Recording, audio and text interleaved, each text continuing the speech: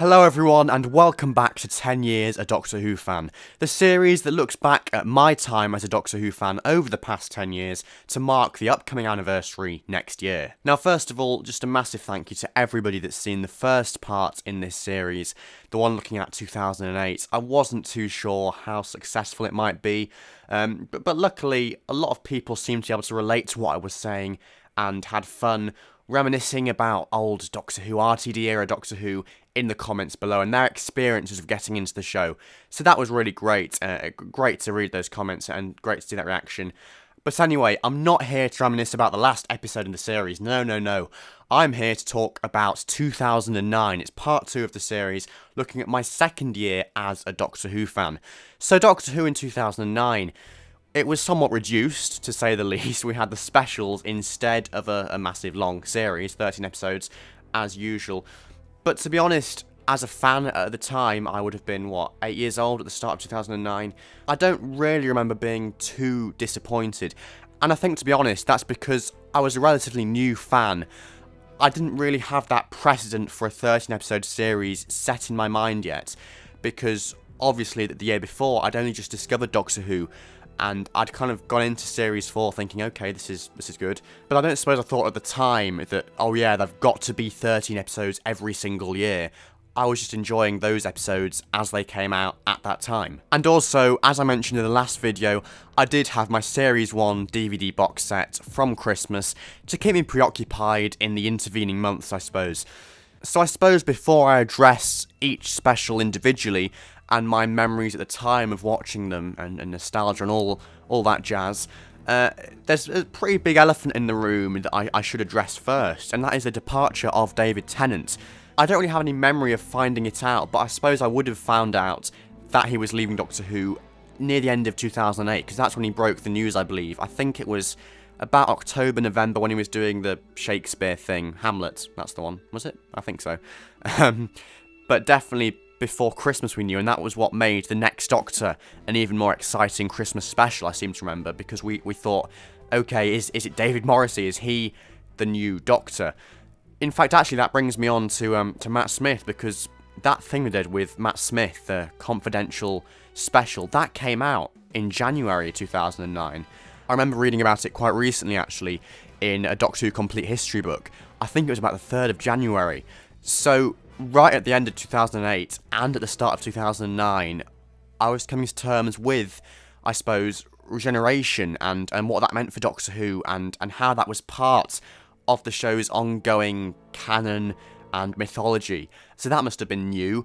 But again, I don't really have any memories of how that affected me at the time.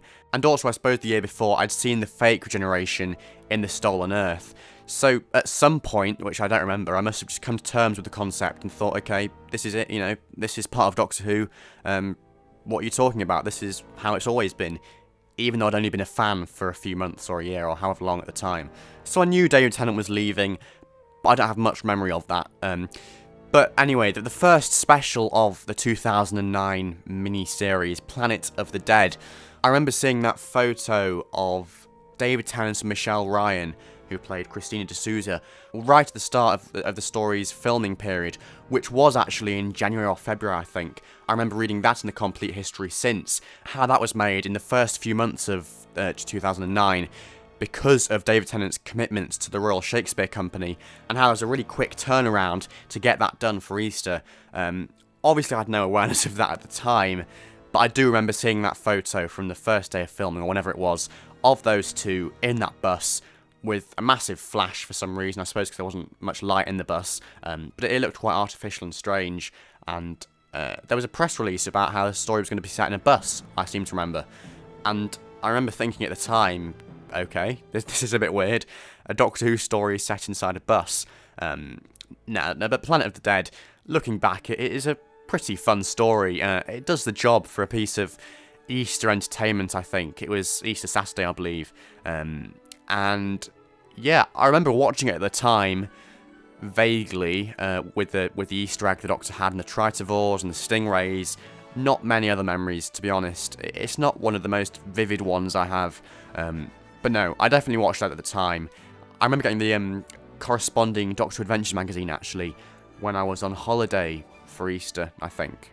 That must be right, yeah. And it had Christina and the Doctor and the Stingrays and stuff on the cover. And I think it came with some free Planet of the Dead stationery, so that was nice. But anyway, apart from Planet of the Dead, that was it for the kind of first half of 2009, so not much else to talk about there. But I will take this brief opportunity to talk about the other stuff that was going on in 2009 in my life as a Whovian at the time. The big one for me that I have really vivid memories and distinct memories of collecting is the Alien Armies card series. I can't remember who published it, but that was the first... Well, I mean, in the last video I mentioned how I collected the stickers and the rollers, but it was my first experience of collecting the cards, I suppose. I had got the odd Battles in Time packet the year before, but I was a bit too late to the party with those, I think, because there were so many sets out by the time I became a Doctor Who fan. I kind of thought, oh, okay, this might not be for me. There's like 1,000 cards, and I'm never going to be able to collect them all. But no, with Alien Armies, I was really able to take ownership of it for the first time. I remember people collecting them at school and in the playground, swapping cards. I seem to remember I once swapped one of my cards for a rare limited edition Dalek one that came from one of the tins they did, which was probably exclusive to some shop somewhere, but I didn't know it at the time. I just thought, oh, okay, here's a nice shiny Dalek card to add to my binder. Because that's the other thing, the binders, wow. I remember having the tick lists for, for Alien Armies and card collections that have come out since, but that's for future videos. But definitely, that was the first one, and I remember ticking off each card, you know, and collecting them all, putting them in the binder. Wow, yeah. That was a great time. I never got the full set, I don't think. I believe, actually, because I have seen it since, I've got the binder somewhere upstairs. I think I did manage to get all the common cards, which is all the kind of boring characters from every single episode from 2005 to about 2008, I suppose. Didn't do so well with the shinier, foil, rarer cards, I suppose, and super rares and what have you. Yeah, but still, memories of collecting at the time, that was a great thing, really, really was. And yeah, just at the time when you used to be able to swap Doctor Who cards in primary school, when that was cool, you know, to collect Doctor Who cards, to bring them in and swap them and talk about them and play with them. Yeah, I wish I could go back to that time, because that was really exciting for a 8-year-old child at the time. Really, really great. Now, something I forgot to mention last time in the last video was Sarah Jane Adventures, of course, which obviously I watched in 2008. I watched Series 2 then as it came out. A bit like Doctor Who, I don't really remember how I was first exposed to this show, because I didn't catch Invasion of the Bane when it first came out, or indeed Series 1. But I do remember watching Series 2 and thinking nothing of it, you know, thinking, okay, much like Regeneration, like I was saying earlier, okay, this is part of the Doctor Who universe, and I just accepted it immediately. I suppose at the time, CBBC must have been repeating a lot of Series 1 and the other episodes, so I suppose really I kind of got exposed to it that way, in watching the repeats and then Series 2 when it was broadcast, and just being totally immersed in the show. But I won't talk too much about Series 2 here, because obviously that was in 2008. In 2009 we had Series 3. More distinct memories of that, I think, because it was slightly more recent, not too much, but slightly more halfway through in the grand scheme of things in Sarah Jane Adventures. It was the first time they had the Doctor in it for the wedding of Sarah Jane Smith. That was a really iconic episode at the time. I seem to remember at the time thinking, why is the Trickster wearing white? You know, what's going on here? And probably making some kind of conspiracy about it. But obviously, in actual fact, it was just a little stylistic thing to keep him with the theme of weddings and wearing white and, you know, smart clothes. No, but I thought that was really strange, because he'd worn black in both his previous appearances, and then suddenly he was wearing white, and it was all weird. I suppose as well, actually, he was a angel-like figure for, what's his name? Nigel, is it? The person that Sarah Jane marries? He thought the Trickster was an angel, so that kind of ties in as well. But no, that's the most distinct memory I have of watching that series, I think. But I did watch them all. I remember there was coverage in Doctor Adventures magazine. I think there were episode guides each week, and it was all really integrated, you know, because you had the specials, but you also had the spin-offs to keep you going, and, you know, extended media, books, merchandise, trading cards.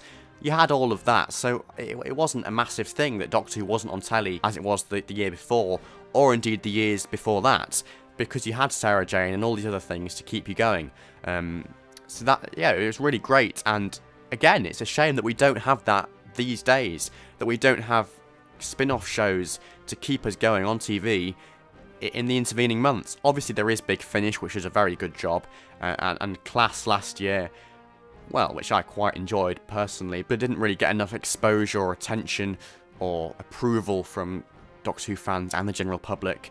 But no, it would be really nice if, for the Chibnall era, if you're listening, Mr. Chibnall, if we could have some more spin-offs and tie-in shows and that real feel of a universe. That's what it created, I think, with Sarah Jane. You never doubted it was all set in the same universe, and having the Doctor in that show really cemented that. It was almost like having, you know, an extra special that year. It was almost like that. Oh, in fact, that reminds me, extra specials, that reminds me of Dreamland, that little thing that happened across about 5 parts, I think, in the summer, to plug the gap between Planet of the Dead and, well, the Sarah Jane Adventures, but also the Waters of Mars.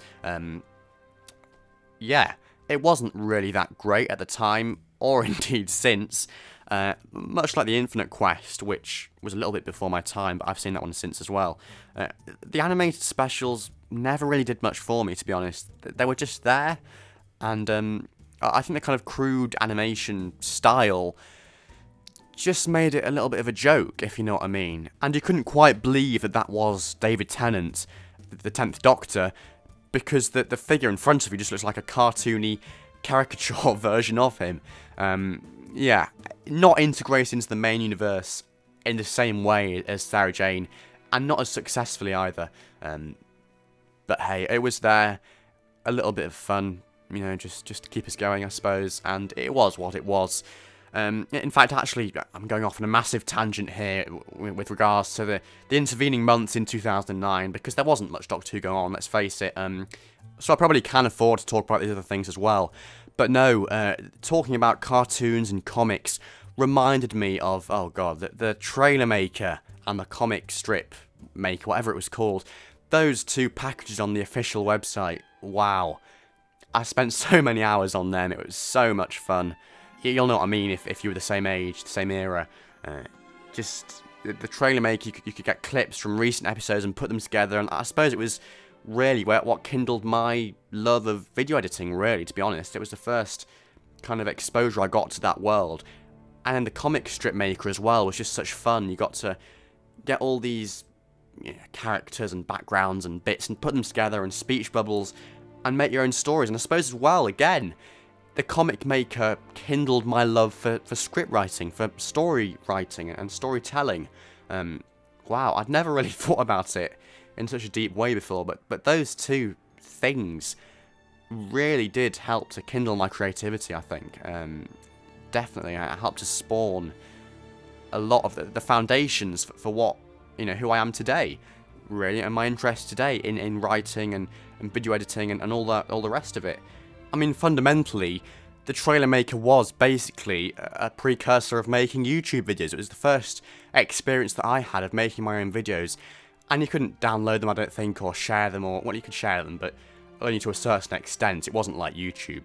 But definitely, yeah, it was the start of that for me, I think. For the desire to make videos, and with the comic strip maker as well, certainly to tell your own stories in the Doctor Who universe, especially.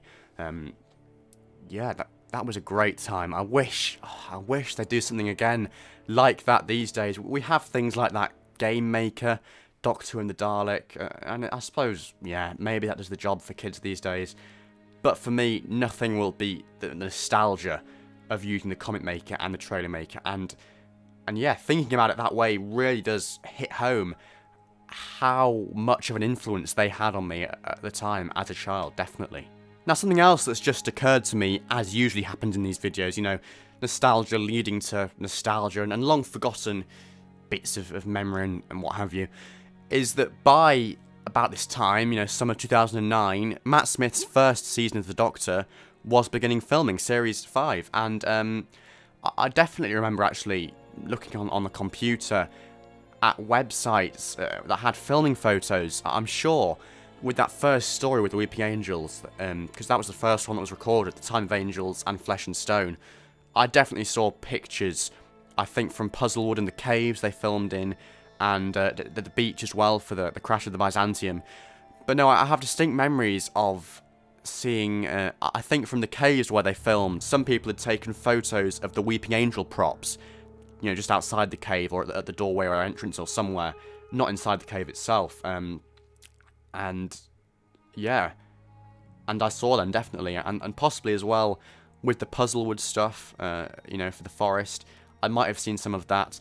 I remember actually later on definitely seeing some of the stuff from Clondaff, which was Ledworth in the 11th Hour, with the Doctor and his sonic screwdriver holding it up and the sparks that come out of it, and all that stuff, running about the village and the ice cream van. Oh god, yeah, the filming of the 11th Hour, I remember that vividly, because it was a week they just spent there, I think, in that village, just doing that, and the pictures were everywhere, because, you know, it was Matt Smith. It was probably realised at this time, because he was wearing the 10th Doctor's gear, it was probably realised that this was his first episode, so that must have been quite big at the time. But yeah, not many concrete memories, it's all kind of, you know, bits and bobs, the odd bit here, the odd bit there, but definitely at some point, in some form, I saw Series 5 filming pics, you know, in the later months of 2009, and they were very exciting. It was a whole fresh new era, because I don't suppose I'd seen filming pics before that point in a major way. I wasn't really into spoilers or anything in the RTD era with Series 4 and the specials. I don't remember seeing a single filming pic from any of those episodes, but certainly when Moffat came on board with Matt Smith and the 11th Doctor, from the word go, really, I saw those pictures, and they always intrigued me, you know, seeing a little bit of something you're not meant to see, or in the way you're not meant to see it, and trying to piece together in your head how it all fits together. That was really intriguing, really interesting, and definitely for a young child at the time, that was just captivating, totally captivating, and confusing as well, but yeah, compelling. So I think I've just about covered all the intervening months now, the summer, and a whole host of other nostalgia that I wasn't expected to talk about. But hey, let's move on to the autumn now with the phenomenal Waters of Mars. Wow. If you know me in any way, you'll probably know that the Waters of Mars is one of my favourite Doctor episodes of all time. At the time, it was just so terrifying. I'm sure anybody my age that was, you know, 8 or 9 at the time watching that will be able to relate to what I'm saying here. I wasn't the sort of child that was ever really properly scared by Doctor Who. I got freaked out by Doctor Who, as I mentioned in the last video about Miss Evangelista. Oh god, yeah, she was terrifying. But no, the Flood. I wasn't ever properly scared. I didn't have nightmares or anything like that, but or hiding behind the sofa. But at the same time, yeah, I was freaked out by Doctor Who. I was kind of creeped out by it as well. And the Flood, to this day, I don't think the Flood have been beaten as a monster concept and a monster design, because they are just so terrifying. It's a genius concept to have the water running out their hands and the mouth. And as a kid, you don't really know how they're doing that behind the scenes. Obviously now I know they had pipes up their arms and everywhere else to pour out the water. But as a kid, you're thinking, gosh, this is terrifying. How the hell are they doing this? It looks so convincing.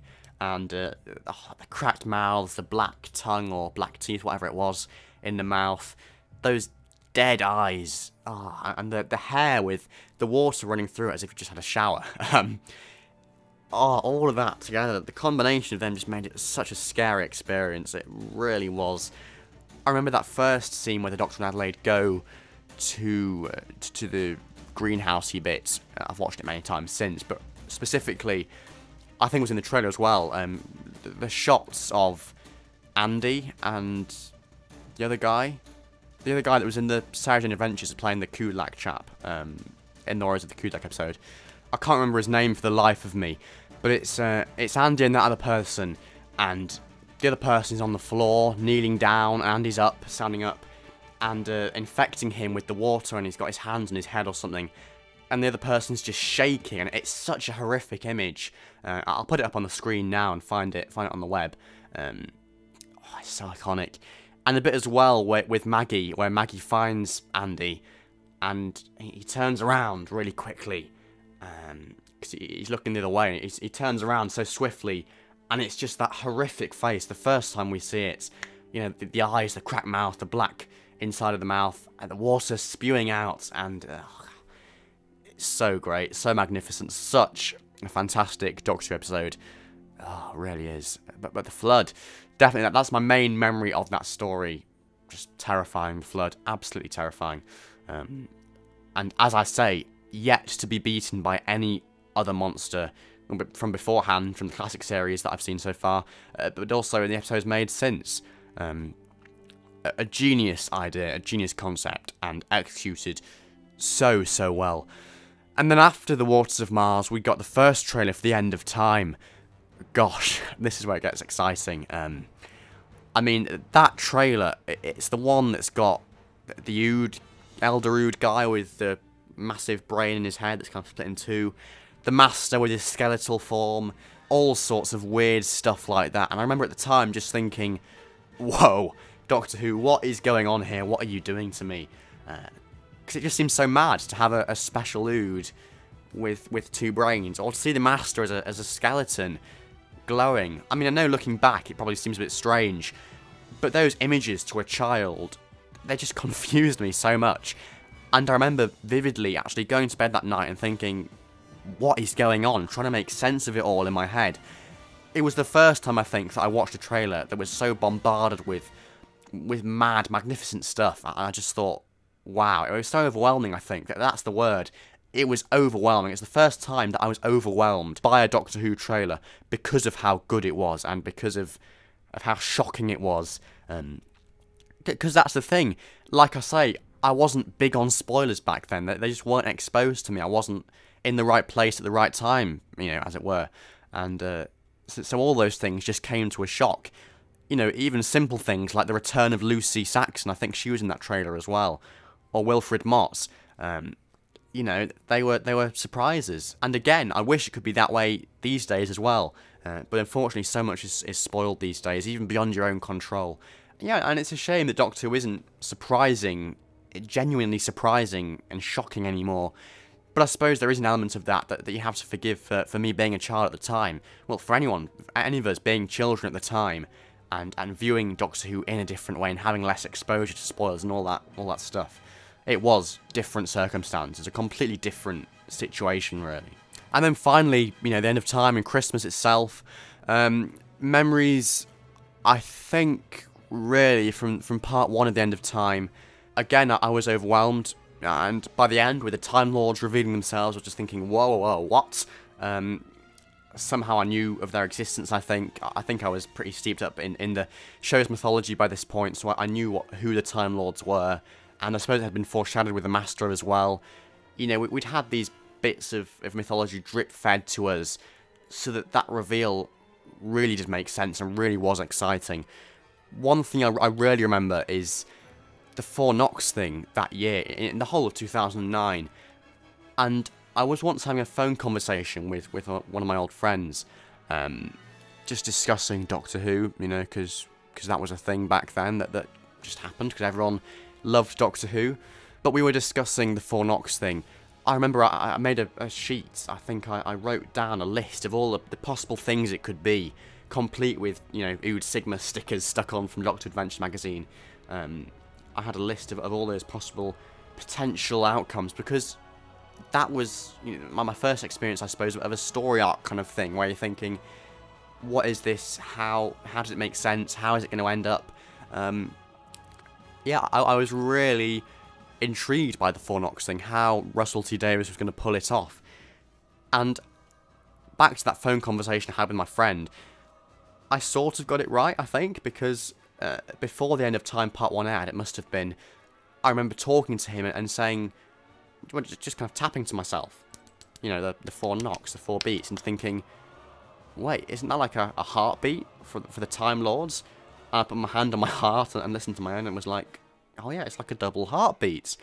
And so when, at the end of Time Part 1, in the trailer for the End of Time Part 2, when Rassilon says, the heartbeat of a Time Lord, right at the end, I was thinking, yay, you know, score, I've worked this one out.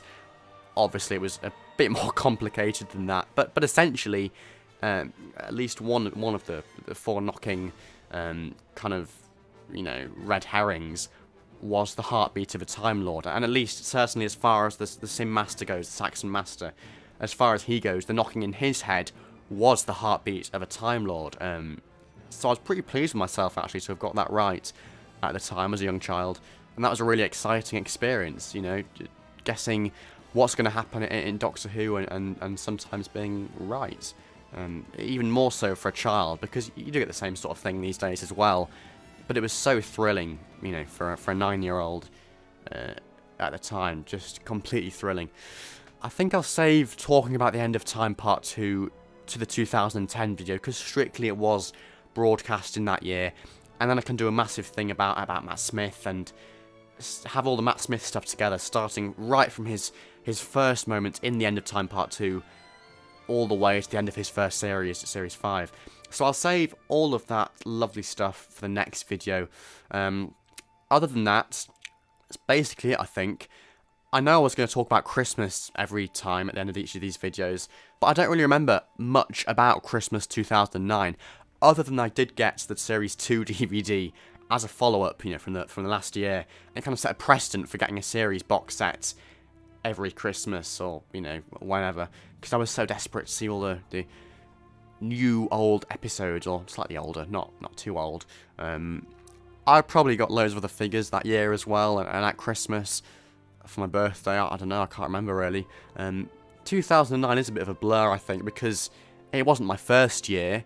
It's just kind of there in between, not even in between, it's there as my second year, and, you know, it's not as memorable because it wasn't that first exposure to Doctor Who, but at the same time, I was on the journey to really becoming a proper fan, as it were, you know, and certainly by Matt Smith's era, by 2010, the next video, Part 3, I was really able to take ownership of that new era, and that was a really exciting time, you know, because with David Tennant, with RCD, that era, I'd come late to the party very much. I'd only started in Series 4 instead of Series 1 or 2 or 3, and it never quite felt like it was my era, really, because of that, I think. But no, with Moffat, from the word go, it was so fresh and exciting, and I thought, yes, this is mine, I can take ownership of this, this is for me, you know, this is a new starting off point, and it's for me, and I'm gonna love it. But anyway, that is for the next video, of course. Enough of 2010 juicy gossip for now, because this has been 2009. Thank you ever so much for watching this video, guys. Please comment below your thoughts on Doctor Who in 2009, and if anything I've said has sparked something in you, you know, if you've been able to relate to anything I've said, or identify with any of the nostalgia, then join in the conversation below, and we'll have a massive reminiscing sesh, as the young people these days like to call it.